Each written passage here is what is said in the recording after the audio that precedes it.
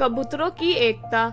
एक जंगल में कबूतरों का दल रहता था। प्रतिदिन वह दल अपने मुखिया के नेतृत्व में भोजन की खोज में दूर दूर तक जाया करता था। एक रोज प्रतिदिन की भांति दल के सभी कबूतर भोजन की तलाश में निकले। उड़ते उड़ते वह बहुत दूर निकल आने पर भी उस दिन उन्हें भोजन नसीब नहीं हुआ। सभी थककर चूर हो चुके थे और भूख से उनका हाल बेहाल था। ऐसे में उनके मुखिया ने कुछ युवा कबूतरों को कुछ दूर आगे जाकर भोजन तलाशने को कहा।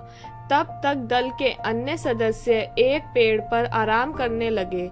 युवा कबूतर कुछ ही देर में लौट आए और मुखिया सहित दल के कबूतरों को बतलाया कि कुछ ही दूर पर जमीन में अन्न के ढेरों दाने बिखरे हुए हैं। सभी कबूतर उनके साथ हो लिए और उस स्थान पर पहुंचे जहां अन्न के दाने बिखरे थे। जमीन पर बिखरे अन्न के दाने को देखकर कबूतरों की भूख जाग गई और वे दाना चुगने लगे, लेकिन वह इस बात से अनभिज्ञ थे कि बहेलिये ने वहां जाल बिछाया हुआ था। वे बहेलिये के जाल में फंस गए। स्वयं को जाल में फंसा पाकर कबूतर भयभीत हो गए। उन्हें अपने प्राणों की चिंता सताने लगी। तब उनके नेता ने उन्हें दिलासा दिया और धैर्य से काम लेने को कहा। उसने समझाया कि इस समय हमें एकजुट होकर इस संकट से निकलने का प्रयास करना चाहिए। यदि हम सभी मिलकर जोर लगाएं तो इस जाल को लेकर उड़ सकते हैं। इस तरह हम बहेलिये के चंगुल से बाहर निकल जाएंगे। सभी कबूतरों ने वैसा ही किया और जाल लेकर उड़ गए। पहाड़ी पर उनका मित्र चूहा रहता था।